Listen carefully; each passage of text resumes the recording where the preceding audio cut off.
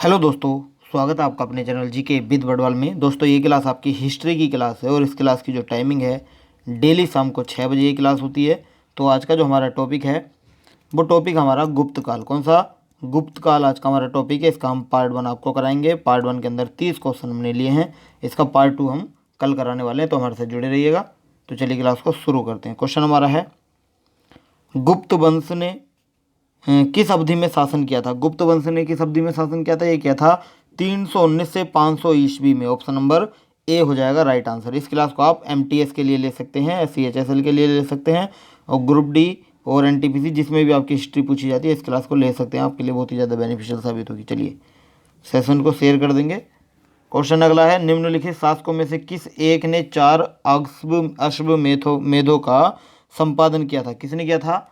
इसका right answer होगा हमारा प्रवरसेन प्रथम ने किया था। ऑप्शन नंबर यहाँ ए हो जाएगा आपका, सॉरी ऑप्शन नंबर बी हो जाएगा आपका राइट आंसर। प्रवरसेन प्रथम इज द राइट आंसर। अगला क्वेश्चन है, भारत का नेपोलियन किसे कहा जाता है? चंद्रगुप्त मौर्य, चंद्रगुप्त द्वितीय या विक्रमादित्य, अशोक महान या समुद्रगुप्त को?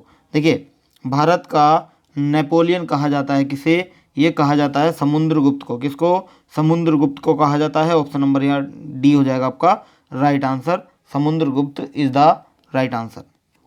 चलिए, जो नया है वो चैनल को सब्सक्राइब कर बेल आइकन दबा देंगे ताकि आने वाली हर अपडेट आपको समय पर मिलती रहे। क्वेश्चन अगला है, प्राचीन भारत का नेपोलियन किसे कहा जाता है? इससे पहले था हमारा भारत का नेपोलियन।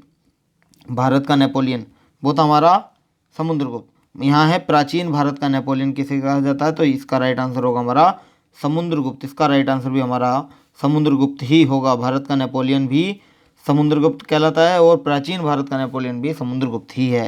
इसका right answer option number D हो जाएगा। अगला क्वेश्चन हमारा है, निम्नलिखित में से किस गुप्त राजा का एक अन्य नाम देवगुप्त था? किसका था? ये था हमारा किसका? चंद्रगुप्त द्वितीय का था। ऑप्शन नंबर यहाँ बी हो जाएगा राइट आंसर। चंद्रगुप्त द्वितीय इज द राइट आंसर। अगले क्वेश्चन पर हम चलते हैं। अगला क्वेश्चन है, प्रथम गुप्त शासक जिसने परम भागवत की उपाधि धारण की थी वह था? कौन था? देखिए, वो था हमारा कौन? चंद्रगुप्त द्वितीय था। ऑप्शन नंबर यहाँ D, sorry option number C हो जाएगा राइट आंसर।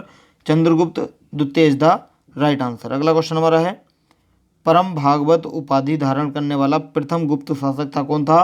परम भागवत उपाधि धारण करने वाला जो प्रथम गुप्त शासक था वो था हमारा कौन? चंद्रगुप्त द्वितीय था। ऑप्शन नंबर यहाँ सी हो जाएगा राइट आंसर। चंद्रगुप्त द्वितीय इज द राइट आंसर। अगला क्वेश्चन है, इलाहाबाद स्तंभ अभिलेख निम्नलिखित में से किस एक से संबंधित है या संबंध है? किससे होगा? ये होगा हमारा समुद्रगुप्त से। ऑप्शन नंबर यहाँ डी हो जाएगा right answer. Samudragupta is the right answer. अगला क्वेश्चन हमारा है, देखिए क्वेश्चन हमारा है, इलाहाबाद का अशोक स्तंभ किसके शासन के बारे में सूचना प्रदान करता है? चंद्रगुप्त मौर्य, चंद्रगुप्त के प्रथम? देखिए, इसका राइट आंसर हमारा होगा ना तो चंद्रगुप्त मौर्य होगा ना चंद्रगुप्त प्रथम। इसका राइट आंसर समुद्रगुप्त हो जाएगा। क्या? समुद्रगुप्त हो जाएगा इसका राइट आंसर। आप नोट कर लीजिएगा, ऑप्शन में नहीं है। चलिए अगला क्वेश्चन है हमारा, देखिए ऑप्शन है आपके, इसमें मैंने ध्यान नहीं दिया था। समुद्रगुप्त हो जाएगा। ऑप्शन नंबर यहाँ डी हो जाएगा आपका राइट आंसर। अगला क्वेश्चन हमारा है, प्रयाग प्रशस्ति किसके सैन्य अभियान के बारे में जानकारी देती है? किसके? ये होगा हमारा समुद्रगुप्त के। ऑप्शन नंबर यहाँ बी हो जाएगा right answer. Samudragupta is the right answer. अगला क्वेश्चन है, समुद्रगुप्त के प्रयाग प्रशस्ति वाले स्तंभ पर निम्नलिखित में से किसका लेख मिलता है? ये लेख मिलता है जहांगीर का। किसका? जहांगीर का मिलता है। ऑप्शन नंबर यहाँ ए हो जाएगा राइट आंसर। जहांगीर का लेख मिलता है। अगला क्वेश्चन हमारा है, देखिए पृथ्व्या प्रथम वीर उपाधि थी? किसकी थी? पृथ्व्या प्रथम वीर उपाधि ये थी समुद्रगुप्त की। किसकी? समुद्रगुप्त की थी। ऑप्शन नंबर यहाँ ए हो जाएगा राइट आंसर।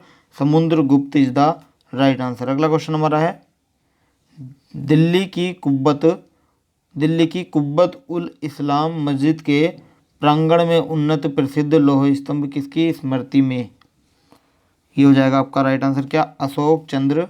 अब इसमें इसका राइट आंसर तो आपका चंद्र हो जाएगा। ऑप्शन नंबर बी हो जाएगा राइट आंसर। ध्यान रखेंगे, इसके ऑप्शन भी आगे हाँ दिए हुए हैं। चलिए अगला है हमारा, कौन सा राजवंश ह्यूणों के आक्रमण से अत्यंत विचलित हुआ था? कौन सा राजवंश हुआ था? ये हुआ था हमारा गुप्त राजवंश। कौन सा? गुप्त राजवंश हुआ था। ऑप्शन नंबर यहाँ सी हो जाएगा राइट आंसर, गुप्त राजवंश इज द राइट आंसर। अगला क्वेश्चन नंबर है, ह्यूणों ने भारत पर आक्रमण किया था, कब किया था? ह्यूणों ने भारत पर आक्रमण किया था स्कंदगुप्त के शासनकाल में। कब?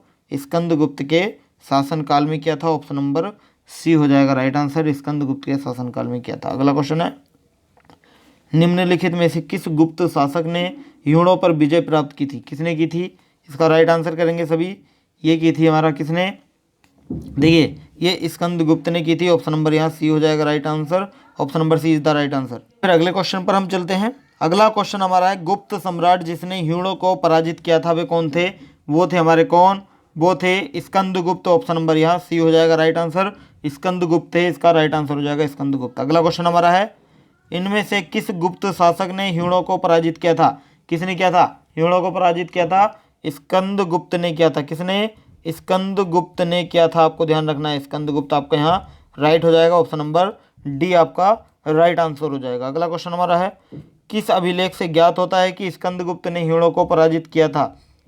वो स्तंभ लेख कौन सा है? वो स्तंभ लेख हमारा भीतरी स्तंभ लेख, ऑप्शन नंबर ए हो जाएगा राइट आंसर, भीतरी स्तंभ लेख इज द राइट आंसर। और भीतरी स्तंभ लेख कहाँ या किस स्थान से मिला है? ये मिला है हमारा गाजीपुर, उत्तर प्रदेश में पड़ता है हमारा गाजीपुर। गाजीपुर एक जिला है, जिले के अंदर, गाजीपुर जिले के अंदर सैदपुर में ये मिला है। कहाँ? सैदपुर। ठीक है, आपको ध्यान रखना है सैदपुर। चलिए अगले क्वेश्चन पर हम चलते हैं। अगला क्वेश्चन है, गुप्त साम्राज्य के पतन के विभिन्न कारण थे, निम्नलिखित कथनों में से कौन सा कारण नहीं था? कौन सा कारण नहीं था?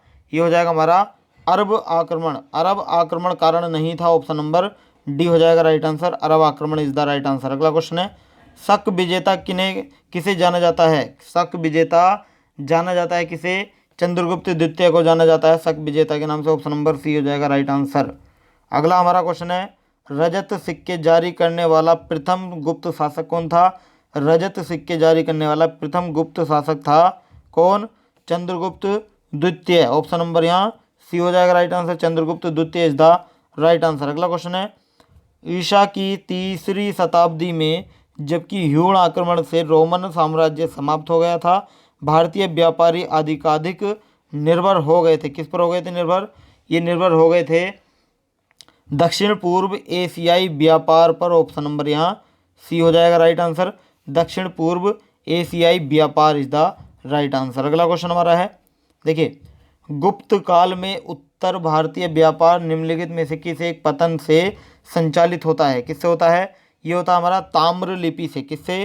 ताम्र लिपि से संचालित होता है, ऑप्शन नंबर ए हो जाएगा राइट आंसर, ताम्र लिपि इज द राइट आंसर। अगला क्वेश्चन हमारा है, भारत ने दक्षिण पूर्वी एशिया के साथ अपने आरंभिक सांस्कृतिक संपर्क तथा व्यापारिक संबंध बंगाल की खाड़ी के पार बना रखे थे।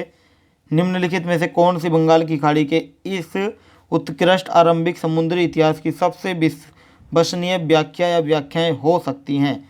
इसका आंसर आपको करना है सभी को। इसके चलिए बताइए। देखिए ऑप्शन है, प्राचीन काल तथा मध्यकाल के में भारत के पास दूसरों की तुलना में अति उत्तम पोत निर्माण तकनीकी उपलब्ध थी। ये बात आपको बतानी है, ये व्याख्या नहीं हो सकती। नेक्स्ट है, इस उद्देश्य के लिए दक्षिण भारतीय शासकों ने व्यापारियों, ब्राह्मण, पुजारियों और बौद्ध भिक्षुओं को सदा संरक्षण किया।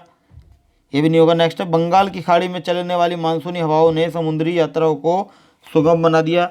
ये आपका व्याख्या है या हो सकती है।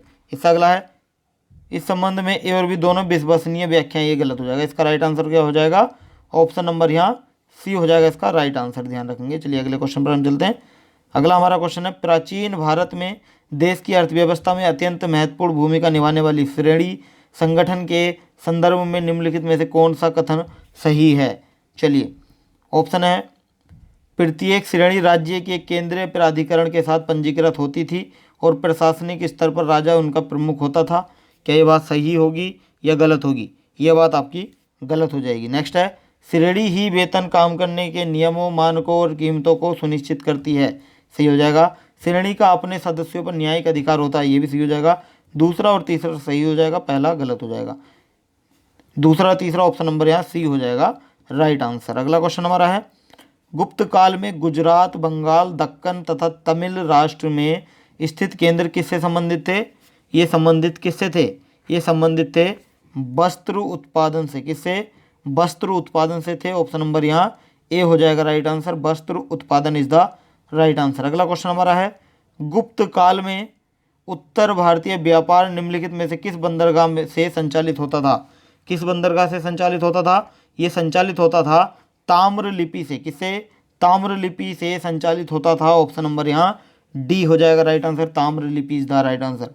अगला हमारा क्वेश्चन है, निम्नलिखित में से कौन गुप्त काल में अपनी आयुर्विज्ञान विषयक रचना के लिए जाना जाता है? कौन जाना जाता है? ये जाना जाता है सुश्रुत। कौन? सुश्रुत जाना जाता है यहाँ। ऑप्शन नंबर डी होगा राइट आंसर। आपको ध्यान रखना है, नोट करते चलेंगे। चलिए अगला है, और सेशन को शेयर जरूर कर दीजिएगा। चलिए अगला है, निम्नलिखित में से किसका प्राचीन भारत के आयुर्वेद शास्त्र से संबंध नहीं है? किसका? ये राइट हो जाएगा हमारा। किसका? भास्कराचार्य। क्या? भास्कराचार्य। ऑप्शन नंबर बी हो जाएगा इसका राइट आंसर। चलिए अगले क्वेश्चन पर चलते हैं। देखिए पार्ट 1 हमने आज कंप्लीट कर लिया है। पार्ट 1 के अंदर हमने आज आपको 30 क्वेश्चन कराए।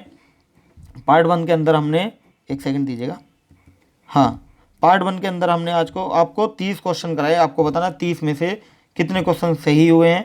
वीडियो अच्छी लगी हो तो लाइक करें और चैनल को सब्सक्राइब कर लेंगे और बेल आइकन दबा देंगे ताकि आने वाली हर अपडेट आपको समय पर मिलती रहे। और अगर आपको इस क्लास की पीडीएफ चाहिए तो आप हमारे टेलीग्राम चैनल से जुड़ सकते हैं, जिसका लिंक हमने वीडियो के डिस्क्रिप्शन में दिया, वहाँ जाकर आप हमें ज्वाइन कर सकते हैं। तो आज के लिए इतना ही, कल फिर मिलते हैं नेक्स्ट टॉपिक के साथ। Thank you so much.